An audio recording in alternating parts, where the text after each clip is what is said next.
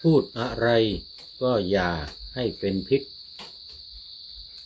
ถ้าจะคิดก็อย่าให้เป็นกรรมใหญ่โกรธขึ้นหนอก็อย่าให้เป็นภัย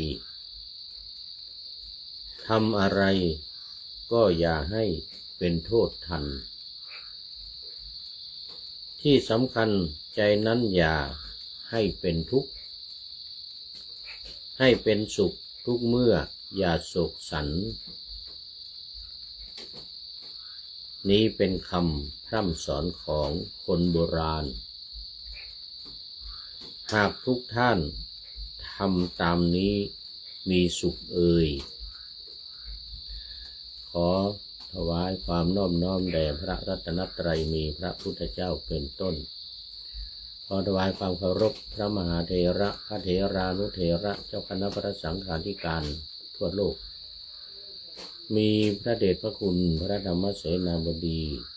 เจ้าคณะภาค7วัดพระธาตุดอยสุเทพเป็นต้นและขออำนวยพรแด่ท่านผู้ฟังท่านผู้ชมสาธุชนพุทธบริษัททั้งหลายวันนี้รายการธรรมทัศน์ของวัดพระธาตุดอยสุเทพออกอากาศทางสถานีวิทยุวปท2จังหวัดเชียงใหม่มีร้อยเอกจำนงปัญญาวัฒโนเป็นหัวหน้าสถานีและอาตมาภาพพระครูปริยัติยานุศาสตร์เป็นผู้บรรยายเป็นประจำทุกวันเวลา 7:30 นาทีถึง 8 นาฬิกา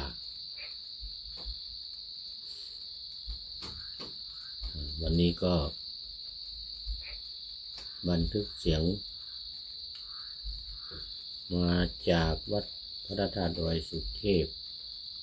ผ่านทางเฟซบุ๊กไลฟ์สวัยเทพบุญก็ตอนนี้ขอต้อนรับพระเดชพระคุณหลวงพ่อสุทธิสงึมรำจากจังหวัดบุรีรัมย์มาเป็นอาทิกัลยานุ เป็นผู้มีความงามในเบื้องต้นนี่ เพราะว่ามาตั้งแต่หัวรุ่งเขาเรียกว่าไก่ยังไม่ทันโหสุริโยยังไม่จับขอบฟ้าปะนาธมาศยังไม่เสร็จ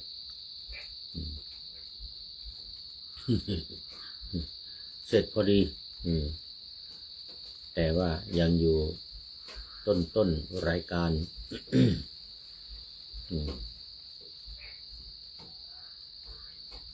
ก็ถือว่า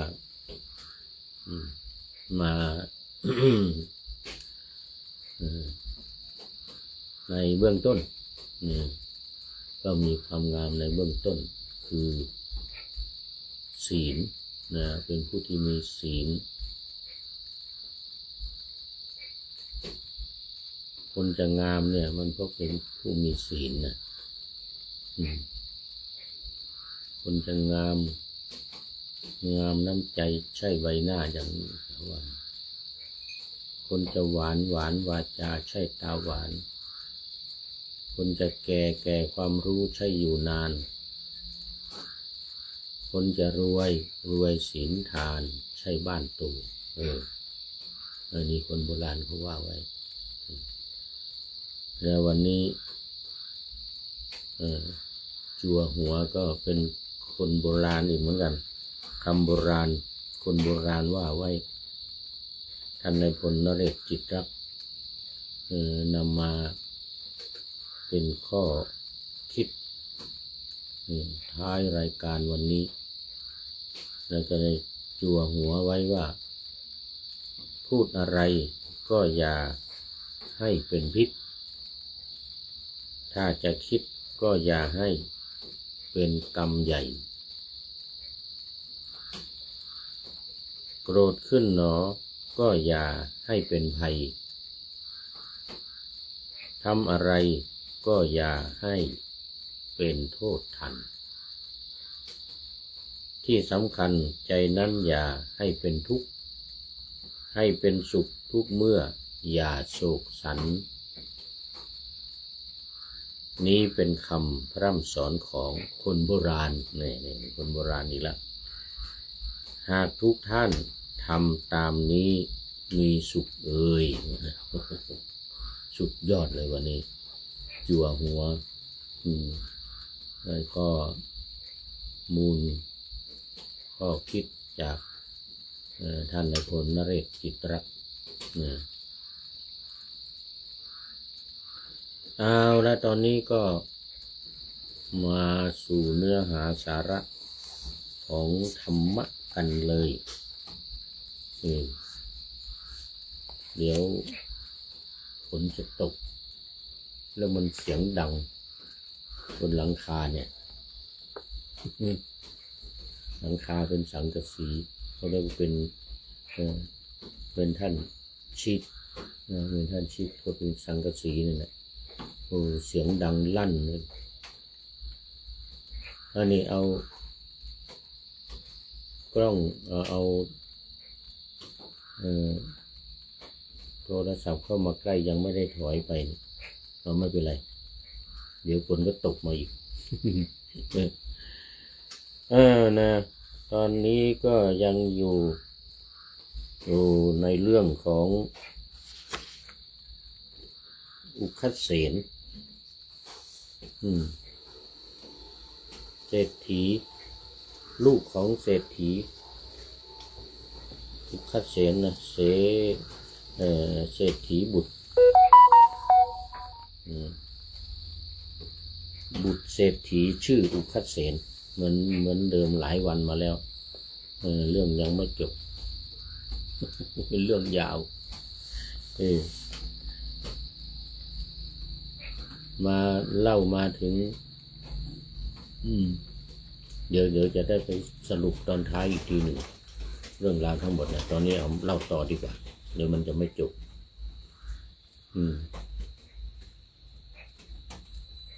เล่ามาถึงตอนที่อุคัสเสนนี่ลูกของเศรษฐีอุคัสเสนนี่ก็ได้ฟังบทเพลงของพัญญากล่อมลูกน้อยกระเช้าเย้าแย่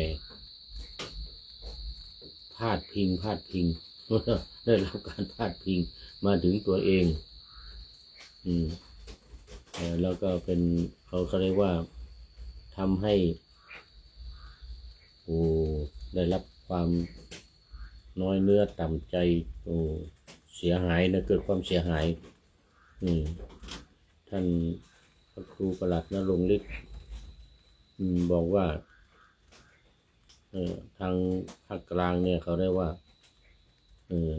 ตีวัวกระทบคราดว่างั้นนะตีวัวกระทบคราดร้องทีไรว่าทีไรก็ถึงอุคัสเสนทุกทีเลย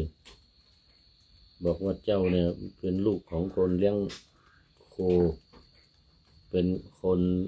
ดูแลเกวียนคนหาบของคนไม่มีความรู้อะไรวะเนี่ยเป็นคนขี้เกียจขี้คร้านอะไรก็ว่าไปตอนนี้ขอต้อนรับนี่มาแล้วปู่ฤาษีไกรสอนพ่อหนานไกรสอนนาคามคณายกวัดเชียงยืนพ่ออาจารย์ทางภาคเหนือเรียกว่าพ่ออาจารย์หรือว่าสั้นๆปู่จานวัดก็คือมคณายก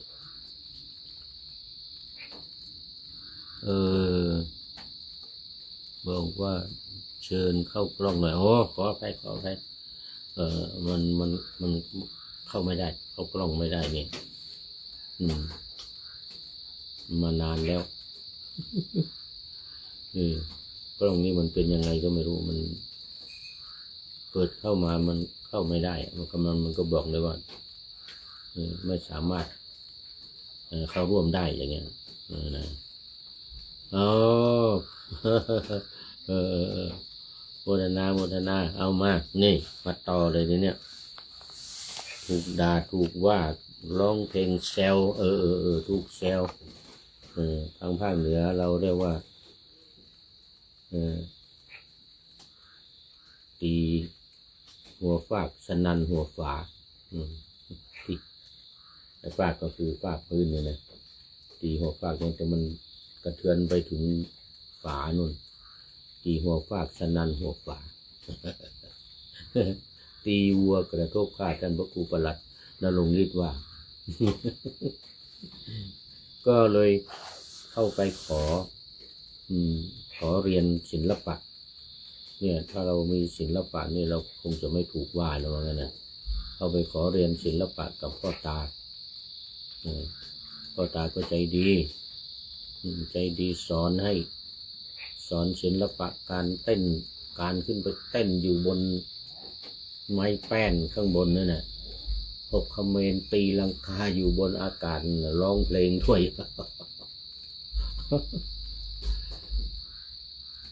ประมาณในวันที่7นี่นะโอ้บุตรเศรษฐีชื่ออุกเกษนี่แสดงศิลปะ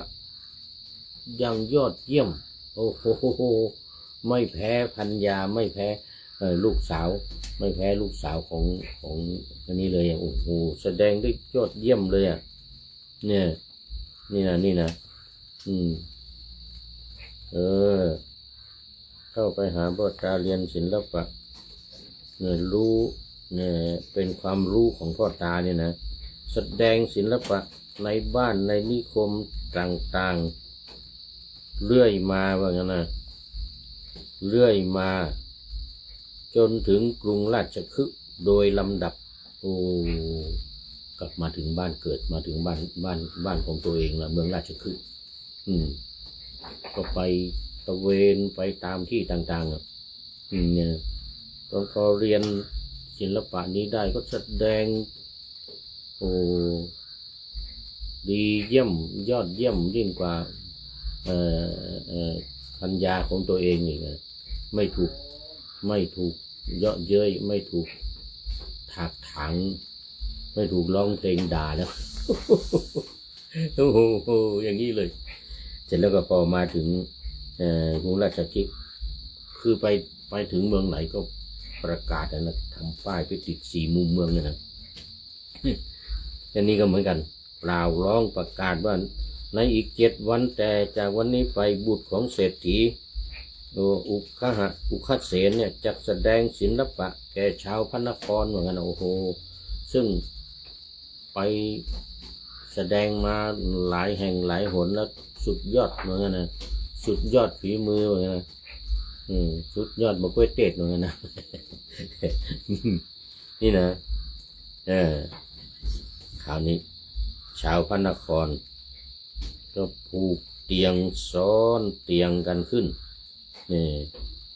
ประชุมกันในวันที่7พากันมาดูใหญ่เลย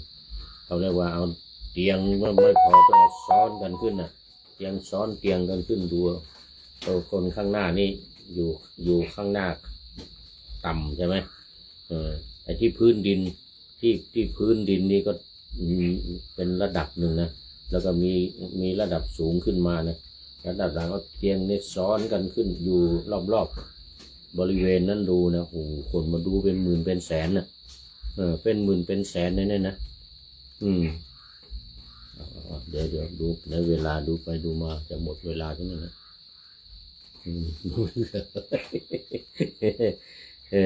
นี่นะมาชุมนุมกันวันที่7โอ้โหฝ่ายอุคเสนก็ได้ขึ้นไปสู่ไม้แป้นสูง60 ศอกโอ้โหสูง60 ศอกไม่ธรรมดานะยืนอยู่บนปลายไม้แป้นนั้นนี่ยืนขึ้นไปยืนกำลังจะแสดงจะแสดงศิลปะ หกเขมรตีลังกาอยู่ข้างบนนั่น เอ๊ะในวันนั้นพระศาสดาทรงตรวจดูสัตว์โลกเอาละตั้งแต่หัวรุ่งนั่นแหละในเวลาใกล้รุ่งทรงเห็นอุคเสนนั้นเข้าไปในข่ายคือพยานของพระองค์จึงทรงใคร่ครวญว่าเหตุอะไรเนาะจักมีได้ทราบว่าพรุ่งนี้บุตรเศรษฐีจะยืนบนปลายไม้แป้นด้วยหวังว่าจะแสดงศิลปะมหาชนจักประชุมกันเป็นเพื่อดูเขานะเราจะแสดงคาถาประกอบด้วย4 บทโอ้โหจะแสดงคาถา4 บทในสมาคมนั้นการบรรลุธรรมจะมีแก่สัตว์84,000เพราะฟังธรรมนั้นโอ้ไม่ใช่ธรรมดาเมื่อแม้อุคัสเสนก็จะได้ตั้งอยู่ในพระอรหันต์อุคัสเสนจะได้เป็นอรหันต์สัตว์84,000ก็จะบรรลุธรรมมีโสดาบันเป็นต้นนะโสดาบันสกทาคามีอนาคามีจนถึงอรหันต์อุคัสเสนนี่ก็เป็นจะได้เป็นพระอรหันต์เหมือนกันนะอันนี้เป็นพุทธกิจของพระพุทธเจ้านะทุกเช้าทุกเย็นตอนเช้าตอนเย็นตอนเย็นถ้าไม่มีเวลาก็บางทีก็ไม่ได้ตรวจดูสัตว์โลกแต่ตอนเช้านี่เป็นประจำเลยตี 4 ถึง 6 โมงนี่นะเหมือนที่เคยเล่าให้ฟังเป็นพุทธกิจของพระพุทธเจ้านะมี5 อย่าง1ตอนเช้าตี 4 ถึง 6 โมงเช้าเนี่ยนะเดินจงกรมเสร็จแล้วก็ตรวจดูสัตว์โลกว่าใครจะเข้ามาในข่ายคือยานของพระพุทธเจ้าเนี่ยนะเข้ามาในข่ายคือยานนี้ก็จะทรงทราบหมดอย่างเงี้ยทรงทราบอย่างเงี้ยบอกว่าอะไรน้อยจะเกิดขึ้นเนี่ยก็ทราบว่ามันพรุ่งนี้จะเป็นอย่างนั้นเนี่ยตัวเองจะทำอะไรจะเกิดขึ้นอะไรเนี่ยจะทำอะไรเนี่ยรู้หมดเลยจะต้องทำอย่างนั้นนะอันนี้เป็นอันที่ 1ที่อันนี้ตอนแต่หัวรุ่งเสร็จแล้วก็สายมาก็บิณฑบาตอันนี้เป็นอย่างที่ 2ตอนบ่ายก็แสดงธรรมเป็นอย่างที่ 3แล้วตอน 4ให้โอวาทแก่6 โมงเย็นเนี่ยนะให้โอวาทแก่ภิกษุสามเณรแล้วก็ภิกษุณีสามเณรีทั้งหลายเนี่ยนะ6 โมงเย็นถึง 4 ทุ่มเนี่ยนะแล้วก็สุดท้ายอันที่ 4 ทุ่มถึงตี 2นี่นะแสดงธรรมแก่เทวดา ทั้งสมมุติเทพคือเทวดาโดยสมมุติเหมือนพระเจ้าแผ่นดินอย่างเงี้ยเรียกสมมุติเทพ จะมาจัดฟังธรรมพระเจ้าแผ่นดินตอนกลางวันก็จะไม่มีเวลาฟังธรรมฟังเทศก็4 ทุ่มเนี่ยก็หลังจากพระพุทธเจ้าสอนภิกษุสงฆ์สามเณรบัญญัติวินัยบ้างอะไรบ้างขึ้นศาลอะไรก็ว่าไปนะภิกษุสามเณรมีเรื่องอะไรกันนี่นะขึ้นศาลเนี่ยนะนั้นอันนี้ในเมืองสาวัตถีนู่นนะวัดเชตวัน ไปที่อื่นๆก็เหมือนกันไม่ว่าจะอยู่ระหว่างทางหรือจะพักอยู่ที่ไหนพุทธกิจ5 อย่างนี้ไม่ขาดทุกวันนี่เหมือนอย่างนี้ พอในวันรุ่งขึ้นพระองค์ทรงกำหนดเวลาแล้วมีภิกษุสงฆ์แวดล้อมเสด็จเข้าไปกรุงราชคฤห์เพื่อบิณฑบาตนี่ตอนนี้อุคัสเสนอยู่บนไม้แป้นนะกำลังขึ้นไปอยู่บนไม้แป้นสูง60 ศอกฝ่ายอุคัสเสนเมื่อพระศาสดายังไม่ทันเสด็จเข้าไปภายในพระนครนั่นแลจึงให้สัญญาด้วยนิ้วมือแก่มหาชนเพื่อต้องการให้กระรึกดีดนิ้วประชาชนตอนนี้จะแสดงแล้วประชาชนให้ตื่นเต้นเป็นการปลุกให้ตื่นเต้นแล้วเดี๋ยวจะแสดงแล้วอะไรแบบนี้นะทำนองนี้นะก็ให้สัญญาณนิ้วมือแก่มหาชนเพื่อต้องการจะแสดงให้กระรึกยืนบนปลายไม้แป้น 6 เขมรในอากาศนั่นเองสิ้น7 ครั้งลงมาแล้วได้ยืนบนปลายไม้แป้นอีก6 เขมรขึ้นไปละขึ้นไปบนอากาศ7 ครั้งโอ้โหสวยงามมากบรรดาเศรษฐีลูกของเศรษฐีทั้งหลายคนในเมืองทั้งหลายออกมาทั้งพ่อทั้งแม่ของอุกาเสนนี่ด้วยนะมาหมดนะเนี่ยนะเศรษฐีเนี่ยนะโอ้6 เขมรขึ้นไปบนอากาศนู่นน่ะ7 ครั้งแสดงศิลปะฟ้อนรำอยู่บนอากาศนะร้องเพลงด้วยนี่ลงมาแล้วก็ยืนอยู่บนไม้แป้นเหมือนเดิมขณะนั้นพระศาสดากำลังเสด็จไปสู่พระนครทรงกระทำโดยอาการที่บริสัทธิ์ไม่แลดูเขาเอาละทีนี้พระพุทธเจ้าเสด็จเข้าไปแล้วก็ทำให้ประชาชนทั้งหลายเนี่ยไม่แลดูไม่มองไปที่อุคเสนแต่มองมาที่พระพุทธองค์ทั้งหมดอยู่ในนั้นเป็นหมื่นเป็นหมื่นอยู่ในนั้นพระพุทธองค์เสด็จเข้าไปเนี่ยก็ด้วยฤทธิ์ทำให้ทุกคนเนี่ยมองมาที่พระพุทธองค์หมดไม่มองไปที่อุคเสนฤทธิ์อย่างนี้ทำหลายครั้งนะพระพุทธเจ้าเนี่ยนะแต่ทำเวลาจำเป็นนะแต่นี่ก็เหมือนกันไม่มีใครมองไปหาอุคเสนเลยนะเพราะทุกคนก็คิดในใจว่าบริษัทเนี่ยจะไม่เดี๋ยวอุคเสนแลดูบริษัทก็เสียใจกำลังจะ6 เขมรเต้นลังกาขึ้นไปข้างบนอีกจะไปร้องเพลงอีกนะแต่ดูคนแล้วไม่มีใครมองเราเลยก็เสียใจมากก็คิดว่าบริษัทจะไม่แลดูเราจึงคิดว่าศิลปะนี้เราพึงแสดงประจำปีนะศิลปะเนี่ยเราพึงแสดงประจำปีก็เมื่อพระศาสดาเสด็จเข้าไปยังพระนครบริษัทไม่แลดูเรานะแลดูแต่พระศาสดาเท่านั้นอันนี้อุคเสนคิดนะการแสดงศิลปะของเราเปล่าประโยชน์การแสดงศิลปะของเราเปล่าประโยชน์เนาะ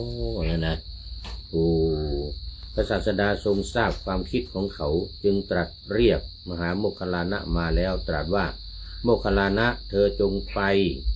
พูดกับบุตรเศรษฐีว่าในว่าท่านจงแสดงศิลปะท่านจงแสดงศิลปะเถิดพระเถระก็ไปยืนอยู่ณภายใต้ไม้แป้นนั่นแหละพระเถระไปยืนอยู่ใต้ไม้แป้นเรียกบุตรเศรษฐีมาแล้วกล่าวคาถานี้ว่าเชิญเถิดอุคเสนบุตรคนฟ้อนผู้มีกำลังมากเชิญท่านดูเถิดเชิญท่านทำความยินดีแก่บริษัทเถิดเชิญท่านทำให้มหาชนร่าเริงเถิดไปบอกอุคเสนเขาได้ยินถ้อยคำของพระเถระแล้วเป็นผู้มีใจยินดีหวังว่าพระศาสดามีพระประสงค์จะดูศิลปะของเรา จึงยืนบนปลายไม้แป้นแล้วกล่าวคาถาว่าเชิญเถิดท่านโมคคัลลานะผู้มีปัญญามากมีฤทธิ์มากเชิญท่านจงดูกระผมจะทำความยินดีแก่บริษัทจะยังมหาชนให้ร่าเริงเนี่ยนะครั้งนั้นแลเมื่อกล่าวอย่างนั้นแล้วก็กระโดดจากปลายไม้แป้นขึ้นสู่บนอากาศ